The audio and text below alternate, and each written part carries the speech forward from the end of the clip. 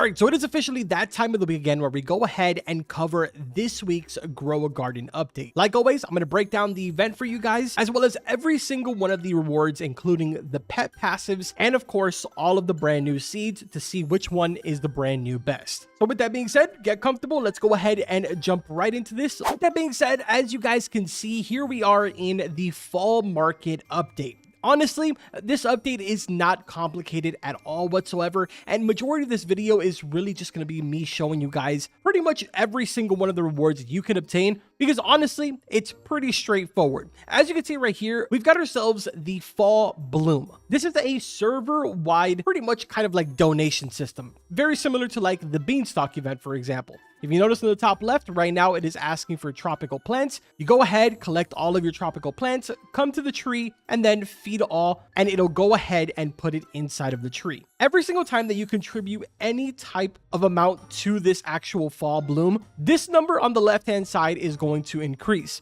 In total, you need to increase it 15 times in order to unlock every single item from all 4 shops. Because that's right, as you can see here, there is 4 different shops splitting everything up from cosmetics to seeds, all the way to gears and pets. But there sort of is a little bit of a catch to this, because the vast majority of the time, a lot of these shops are usually on some type of a cooldown timer. This time around, that's not the case whatsoever.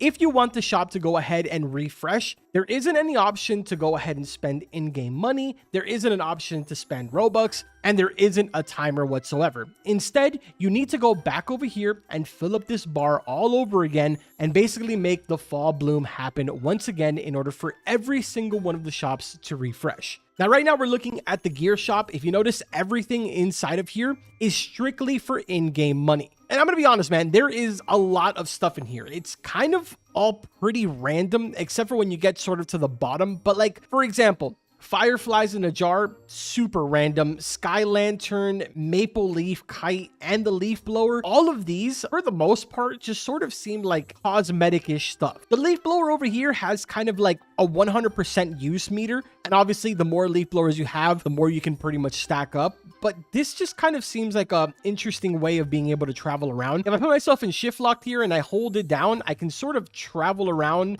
like this, which is kind of cool, but it doesn't exactly do anything inside of here.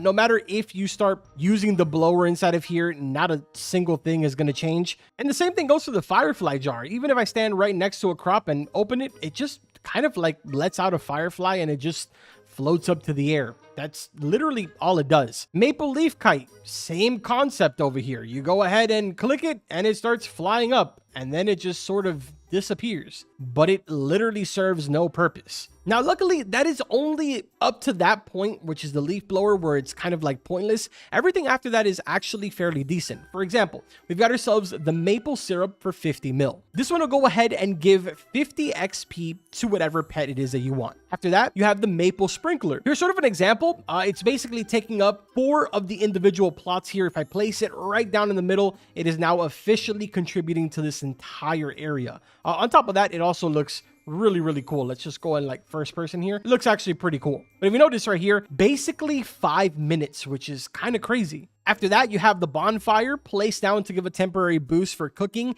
and fall related pets. But the boost does decrease as the fire starts to weaken. Fairly simple concept here. You basically just put down the bonfire and it's gonna start a bonfire. But you can only have 3 of these down at a time and it lasts for a total of 10 minutes. Next up, we have the Harvest Basket. This tosses a bunch of fruit around, feeding all of your pets. It isn't like super insane, but I mean, it's somewhat useful. If we go ahead and click here, you'll see it gives pretty much 5% hunger to every single one of the pets. I'll actually open up this menu and click it again, so you guys can see right there, all of the pets pretty much just went up the same amount. Next up, we have the Maple Leaf Charm. This one summons the winds to bring forth rain. I guess this one's kind of useful, especially for like a situation right now where I'm trying to grow all of the new trees. I can go ahead and use this and boom, the garden weeps. It is now officially raining, 50% growth speed. Pretty helpful, at least in my situation right now, but I don't know how helpful it's gonna be for people that already have their farms done. And now for the final item, it is the Golden Acorn. It resets your pet back to age 1 1,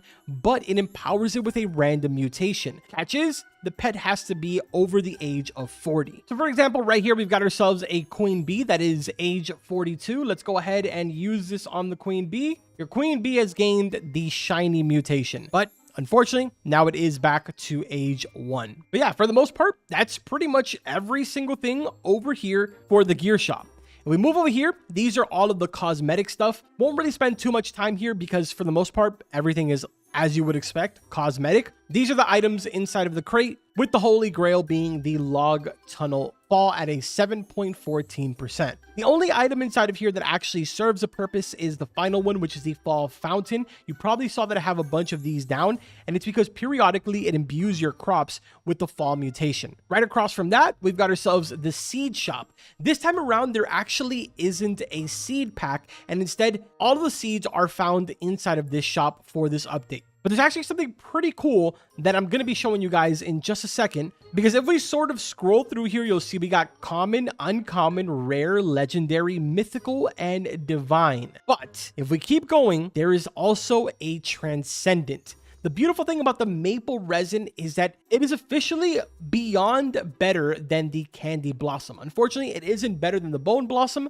but it definitely blows the candy blossom out of the water. As I mentioned before, I have all of these growing right now, so I'll be able to show you the values of that in just a second. The final shop that we have is right over here, the pet shop. Fall eggs are actually pretty common inside of this shop. As you can see, at the time that I'm recording this, they're set to 90 mil, but that could potentially change when it goes live. And then as you can see, the holy grail pet that you're going to be going after here is the swan at 1%. I was lucky enough to actually get this in about 4 eggs, so pretty good for me. And I'll be showing you the passives on every single one of the pets in a bit. Besides all of these pets that you can get inside of the fall egg, there also is a bunch here inside of the shop. We got the chipmunk, the red squirrel, marmot, sugar glider, as well as the space squirrel. Aside from that, man, that is pretty much everything for the little event. It's something pretty cool. It isn't super complicated, and it's something that's very, very easy to grind. To a certain extent, it's kind of giving like Easter update type of vibes, you know? All right, so now we're going to get pretty much into the good stuff, starting with the brand new plants. So right here, we've got the turnip for 16,000. Over here, we got the parsley, 37,000. And then we've got the Meyer lemon for 60,000. A little bit further down, carnival pumpkin, 43,000.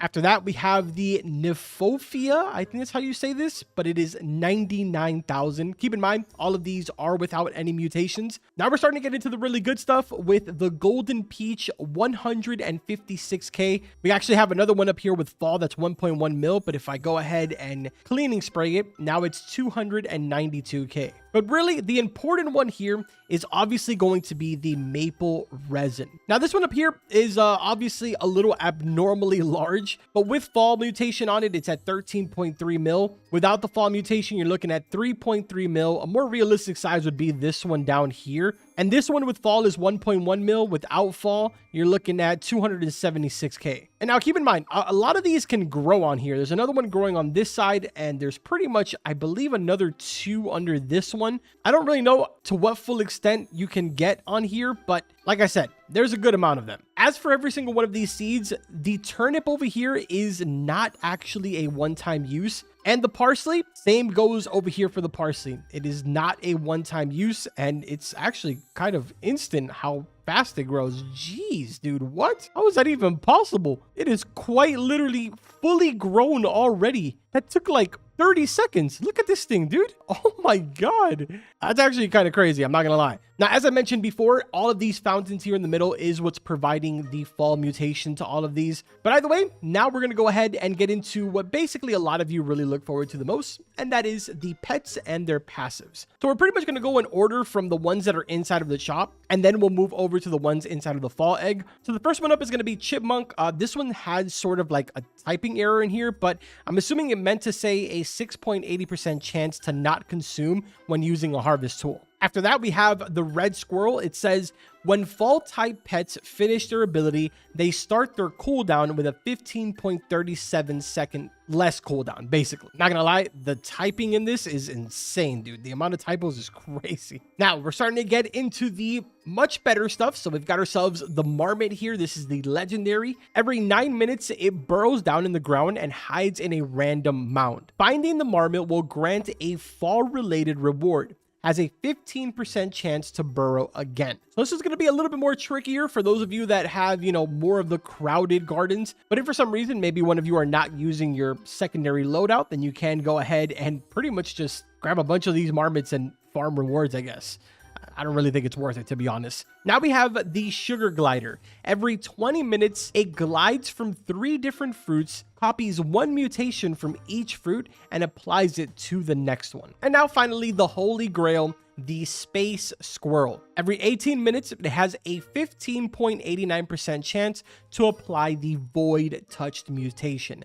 Actually a pretty good pet right here. All right, now let's go over the ones for the Fall Egg. We've got ourselves Robin up first, grants 10.34% decrease player size. Next up, we have the Badger. Every 5 minutes, it digs around for 10 seconds, displacing the ground. Nearby fruits within 21.14 studs have a 10% chance every second to get cracked mutation. You actually probably saw this on some of the carnival pumpkins right here, but that's basically what the mutation looks like. Next up, we have the Grizzly Bear. This one says every 4 minutes, 10.11% chance a nearby fruit gets the fall mutation, grants 8.11% increased player size. After that, you have the Barn Owl. Pets bought directly from the shop have a 0.1 to 0.25 kg to their base weight with a max of 3 kg. All active fall type pets get an additional 0.81 XP per second. And finally, the most important one,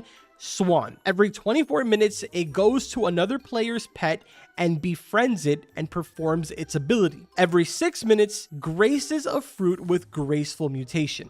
You guys probably saw this already, but right over here, all of these that are sort of glowing, they all have graceful on it, and that's what that mutation looks like. So yeah, these are all of the pets. Again, not really a super complicated update. On the flip side, it's actually probably one of the most easiest updates that I've seen in a while, at least since we've been doing all of these guides every single week. Obviously, I could go ahead and include the fact that there is now the guide on the left-hand side, but because this is technically already live in the game by the time that you guys are watching this, because they sort of like push out the update the night before, pretty cool. You no longer need to look inside of your inventory for the book. Now it's just a button off to the side. Also, additionally to the Robux spenders out there, the premium fall egg is inside of the shop. And aside from the Swan being a 1%, there also is a giant egg that you can get for 1%, which can give you any of the pets in their giant mutation or variant. But yeah, man, that's pretty much going to do it for everything. If you guys enjoyed the video, make sure to drop a like, subscribe to the channel. As always, we do this every single week. So if you don't want to miss it,